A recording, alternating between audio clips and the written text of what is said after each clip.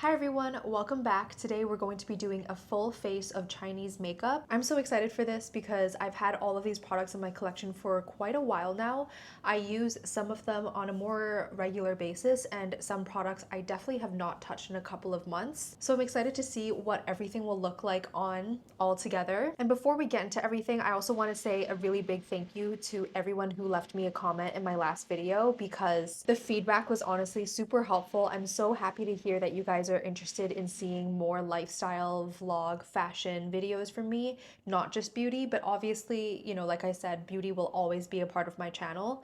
So I'm very excited. I'm probably going to vlog this upcoming weekend because I'm taking a one-night trip to Zhuhai with my parents and my brother. So I think that'll be pretty fun to vlog. I know it's a lot of like China travels, but I promise I'll have more homey videos as well, so there's a little bit of a mix of instead of me just always being out and about, because I'm definitely more of a homebody, if you can believe it. But yeah, I just wanted to say a quick thank you for the response to my last video, and yeah, let's just get into this video. So I really don't have too many base products from Chinese beauty brands, and I think it's just because the shade range is a little bit more limited still, and it's just harder for me to find shades that really match me perfectly. And I'm just a little bit of like a shade match snob, I guess you could say. I'm really annoying about it because I feel like if the shade match is not perfectly matching my skin tone, it just looks a little bit off. I do have this one concealer palette from Judy Doll, and I have used this quite a bit in the past.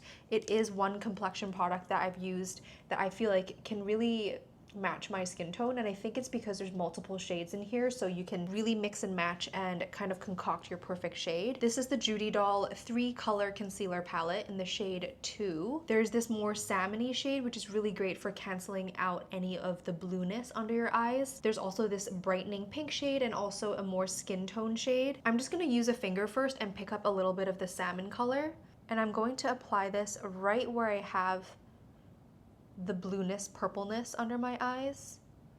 A really thin layer will go a long way with this formula because it is super creamy, very easy to blend. I don't know if you can tell the difference between the two sides, but I feel like this side, just with the corrector, instantly looks brighter. There's definitely way less of that bruisey color underneath. So I'm just going to even it out.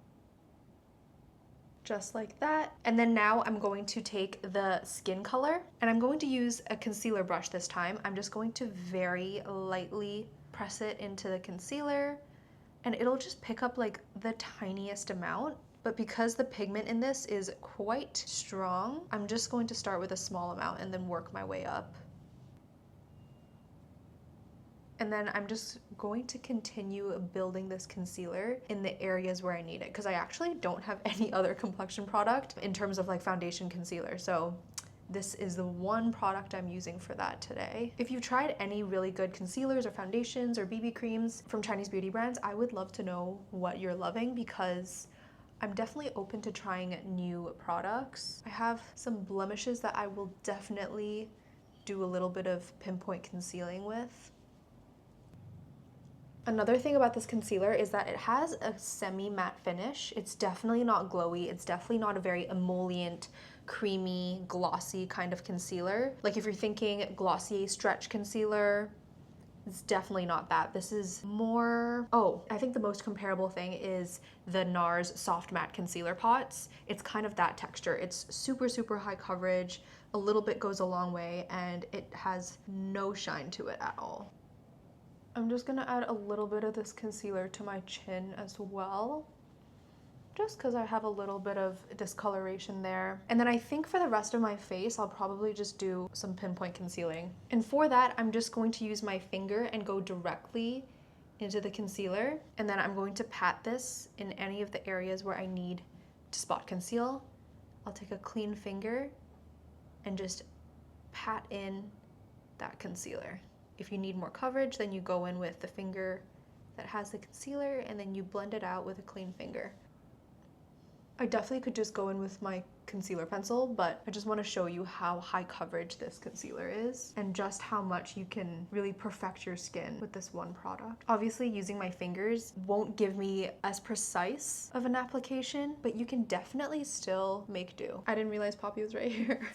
Poppy. So this is what my skin looks like with just the concealer. You can see it really just evened out my skin tone. I brightened up my under eye circles, and I also spot concealed some of the areas that needed a little bit more coverage. Before we move on to the powder products, I'm just going to quickly finish up with all the creams that I'm going to put on my face. I have 3 different blush options. The first one is this Red Chamber multi-purpose cream. I love this so much. I take this with me when I travel all the time. If I'm on a flight with no makeup on and I just want a hint of color right before I land, this is what I'll just kind of pop on my cheeks and on my lips, just so it looks like I have a little bit more color to my face. And the shade selection for this is quite incredible for a Chinese beauty brand. There are probably like 20 something shades. Next we have this Girl Cult blush. This is a really interesting balmy blush. I know it looks crazy dark in here, but it's actually one of those blushes that kind of turn sheer once you swatch it. So here, let's just... And then once you swatch it on the skin, it just becomes this soft, blushy color. Like, it's definitely very sheer, but buildable on the skin. I feel like that would be really pretty. It's quite muted though. Let's just swatch the Red Chamber one real quick with another finger. Yeah, this formula is a lot stiffer of a cream and it has way more pigment. So that's what that one looks like. And then last but not least, I have these EZTK Jello Color Liquid Blushes. I have the shades JC05 and JC02. So let's just swatch them. They look like this. It's a very interesting applicator. Ooh, it's like a very light baby pink. Ooh, maybe I could do transition blush with these blushes. Number 5. Okay, this one's more of a peachy shade. Ooh, this shade honestly reminds me of the blush that I used in my K-beauty video. It has that more peachy, corally undertone to it. Okay, I'm wondering if I can use one of these darker blushes and then use one of these lighter blushes to kind of transition it from my concealer to the blush, so we have a little bit of a gradient effect on the cheeks. Yeah, I think that's what I'm going to do. So I'm gonna take a blush brush, and I think today I'm gonna go for the Red Chamber blush, just because I'm not sure how this silicone-y, smoothing, blurring texture will mix with the more liquid blushes. Like, I just feel like the formulas won't really get along. So just to play it safe, I'm gonna go with this Red Chamber blush.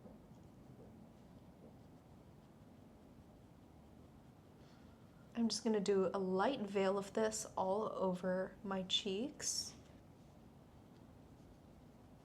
Based on my experience, I feel like the difference between K-beauty and C-beauty, I feel like in terms of the technology and the formulas, they're honestly very similar, but I would say the shades in C-beauty seem a little bit more nuanced. Like, the shades aren't so limited to pale skin tones. So C-beauty products, I feel like, usually have quite a wide range of warm, neutral, and cool tone shades, and so they're able to cater to a larger demographic, I would say. Look how pretty this blush is. Okay, now for the transition blush, I feel like the shade that I have on today is a little bit more warm toned, so I think I'm gonna go for the warm toned liquid blush.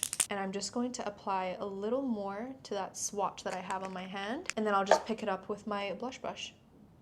And then I'm going to just place this pretty much on the upper part of my cheekbones, kind of where you would put highlighter. This is going to really get into the area that you put your concealer, and it's just going to mesh everything together. Ooh, this is super pretty. I'm just gonna put some on my eyelids. That was kind of instinctive for me to do. Ooh, that's really pretty. Do you see how this side actually looks a little bit more blended than this side? I think because the concealer and the blush shades are a little bit more contrasting on this side, and this side just looks like everything just melted together. It's very interesting. I've never tried the transition blush technique before, and this is beautiful. And then whatever's left, I'm putting on my nose. Wait, this is really pretty. I feel like later, if I want a little bit more of that deeper color, I can just add it on, but I'm gonna hold off for now. We're just gonna go straight to powder. I have this Judy Doll highlight and contour palette in the shade number 2, and this has a really nice brightening shade, a shimmery highlighter, a lighter contour, and a deeper contour. So I'm just gonna go in with this powder brush, and I'm gonna pick up this brightening shade. Hopefully it's not so pigmented and bright, because I am probably going to use this all over my face. I'm just gonna set my under eye area. Ooh. Wait, that instantly just blurred my skin. It's honestly a little bit of, not a pet peeve, but just like something that sometimes annoys me, and I feel like I do it myself, but it's like when somebody has, you know, a shiny face and then you add powder to it and then you act like you're so shocked at what the powder did, when in fact like all powders kind of do the same thing. The powders just kind of soak up all that shine, mattifies the face, blurs the skin, and then people act like they've never used powder before. But I kind of do that too. To defend myself, I would say that there are different levels to the level that a powder can blur the skin and kind of hide texture. So I feel like that's usually what I'm reacting to, but I just think it's funny sometimes when people are like, look at the difference between powder and no powder, and then it's like, obviously there's gonna be a difference. Am I just being really sassy today? I wouldn't say this is the most blurring powder, but it definitely looks really pretty on the skin, and it didn't disturb any of the creams that were underneath. Do you think it brightened up my skin? I think maybe a little bit. It definitely makes my skin look a little bit more even, so there's probably a little bit of coverage or pigment in this that helps to even everything out.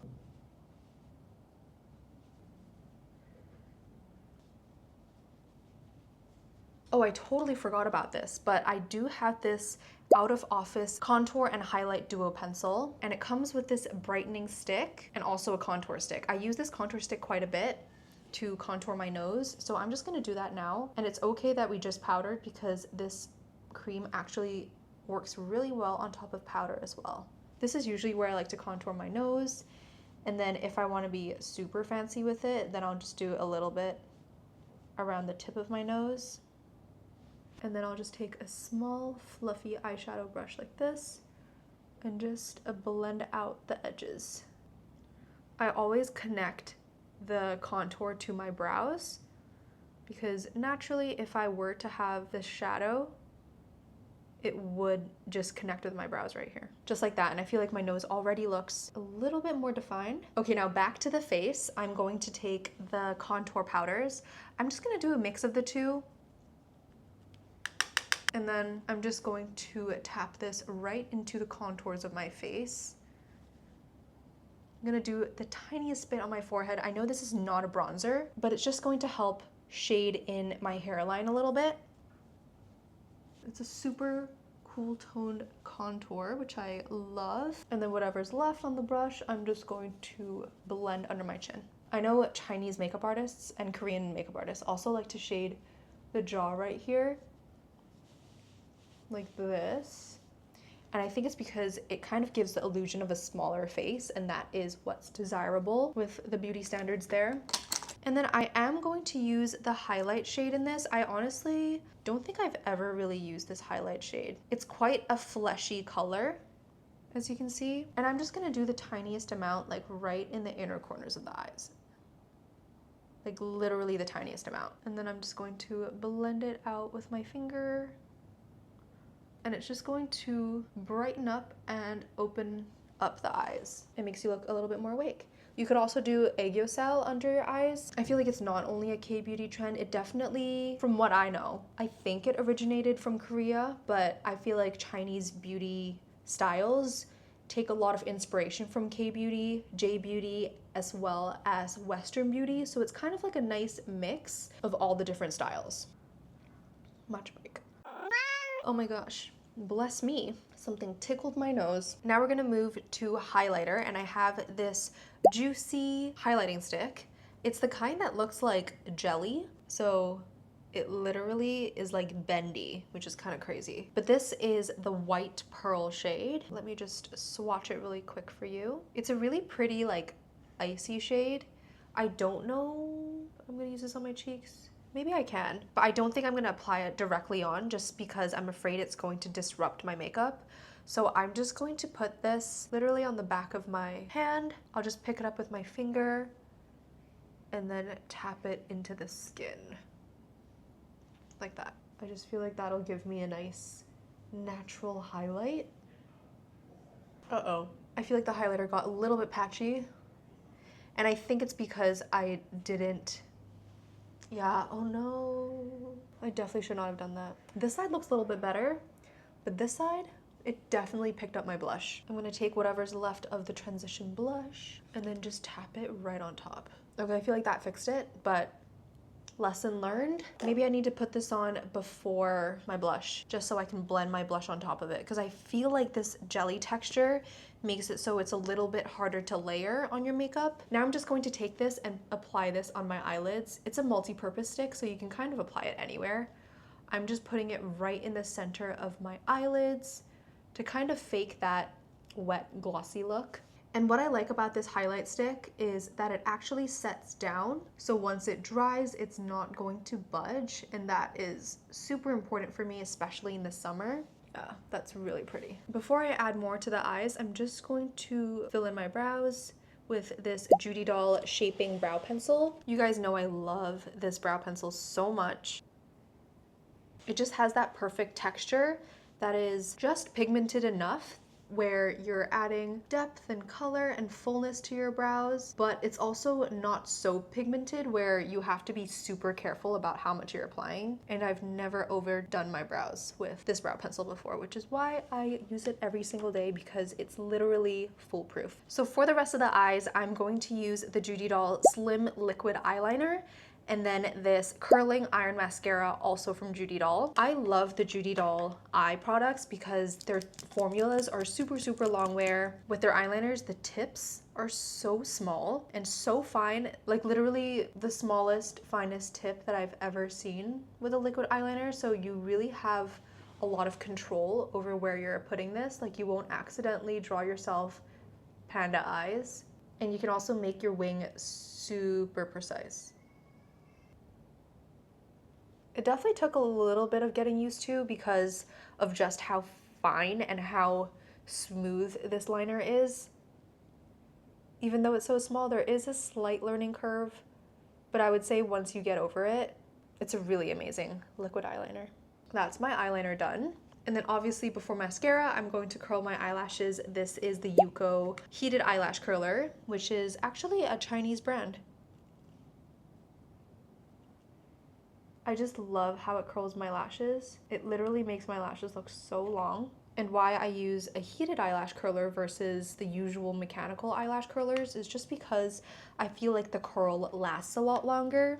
And with my stubborn Asian eyelashes, I feel like that's exactly what my lashes need to get a curl that really lasts all day. Even if I'm using waterproof, smudge-proof mascaras, I just really need that extra help with the hold. And I'm using the Judy Doll mascara. I know this product went viral like maybe a year ago, 2 years ago. It's still one of my favorites just because of how long-lasting this mascara truly is. It holds a curl so well. The applicator definitely also is a learning curve just because, you know, it's not fluffy. It's hard to kind of really brush through your lashes. But I think for Asian lashes, it honestly works really well because it almost feels like you're just painting your lashes. Like you're not really having to brush through them because we don't really have much to brush through. The hold on this is amazing. It's probably one of the best mascaras in terms of holding a curl. The only downside to this mascara is that it does make your lashes a little bit crunchy. So it does take a little bit more of gentle massaging around your eyes when you remove the mascara at the end of the day. But that's why I use the Heroin Make mascara remover that looks like this, because it just really helps to coat my lashes with the remover oil and allows it to marinate while I wash the rest of my face with the oil cleanser. And then at the end, I'll go in with my fingers around my eyes, and then by that time, the mascara will just be easy and ready to come off. So my complexion and my eyes are done. Now we're just gonna move on to the lips. And the lips is actually the category where I have so many different options to choose from. I guess we'll go brand by brand. So the first brand I want to talk about, let's just continue with the Judy Doll train. This is the Judy Doll. I think it's called the Icy Watery Gloss. These are transfer-proof glossy lipsticks, or lip tints, I guess. I have it in this really pretty milky nude shade, as well as this shade, which is a nice plummy purple. They are number 12 and 10. These are amazing lip products that kind of form a film on the lips. Once you apply it, don't smush your lips together, even though it feels natural to.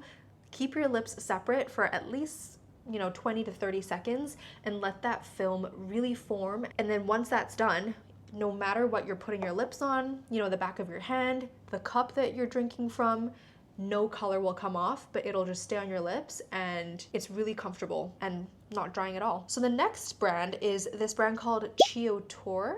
This is the double-ended lip glaze. So it comes with this matte liquid lipstick on one end. I have it in this really pretty nude shade, SO5, and it's kind of like that Chanel lip product where you just apply this, you let it set. Once it's all dry, then you can add this clear gloss on top. You just kind of paint it on, and then you just have this really glassy, glossy lip color that's also not going to transfer. You just have to reapply the gloss throughout the day to keep your lips nourished, but the color will stay on because of the liquid lipstick. And then the last brand that I have here is the brand Into You. Oh, I don't know what this is called, but this is kind of like a lip and cheek stick. It's really cute. I love the packaging. It's so fun. This is just a nice, creamy, glossy, multi-purpose stick.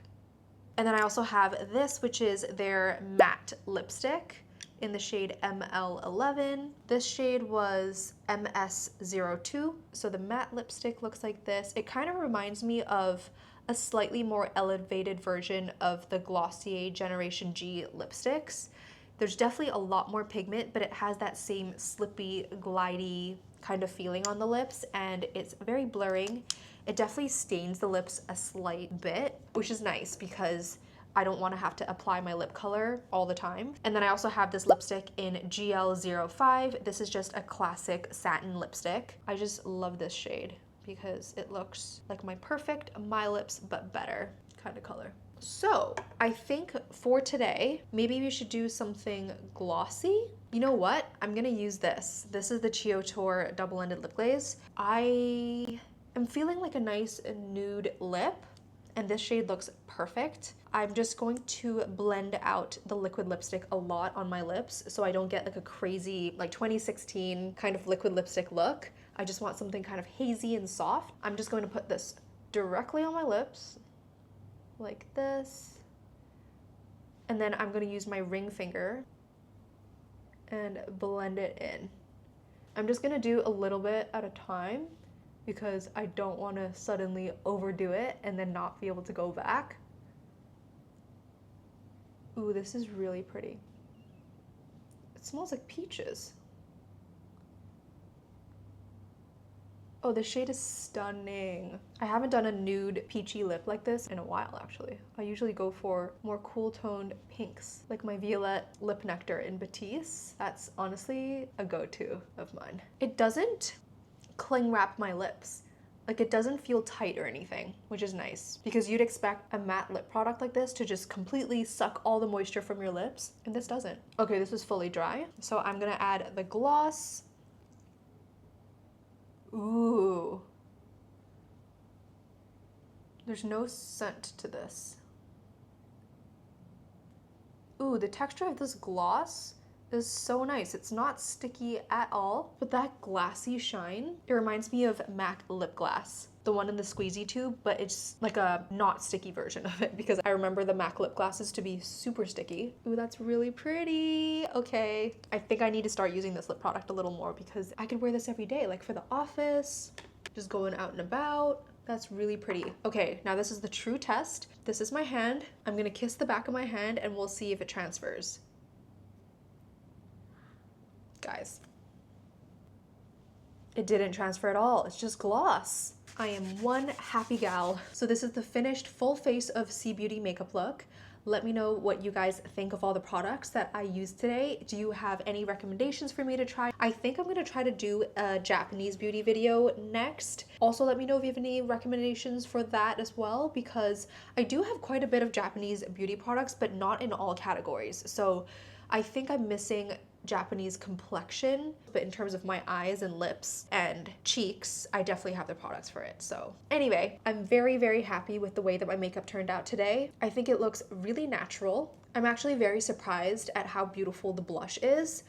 Doing the whole transition blush thing, I feel like that is definitely something that I could start doing a little bit more in my everyday makeup because it really just makes the blush melt into my concealer so seamlessly. This was such a success. I think the only fail in this video was maybe the highlight stick, just because it picked up the blush that I had on my cheeks. So I think lesson learned with this one. apply it before I do the rest of my creams, just so the jelly texture doesn't really disrupt anything. Also guys, before I forget, I do get a lot of comments about this and I feel like it's time to address the situation and introduce you guys to my two daughters. This is Poppy. She is 2 years old. She's a little bundle of joy. She honestly is the most Velcro cat you can ever find. She always just wants to be near you. She wants to be on you. She has a little bit of a spicy personality, but at the end of the day, she just wants to be touching you on your lap, on your shoulder. She wants to be carried around like a little baby all day. This is Poppy. And this is my eldest daughter. This is Arya. She is turning, oh my God, I think she's turning 4. We adopted her in New York, whereas Poppy we adopted after we've moved back to Hong Kong. She is a big chunky girl. She loves her food. She's not the most fond of getting held, if you can tell. Like she's like so over it, but she's the one that's always in the background. She just loves being in the background and just kind of taking naps on this section of the sofa. So she's probably the one that you see the most. I always get questions about the cats and I just wanted to quickly introduce them to you guys. But yeah, I hope you guys enjoyed this video. Please subscribe if you haven't subscribed yet. I would love to hear from you, so leave me a comment if you have any suggestions, reactions to this, and I will speak to you guys soon. Bye!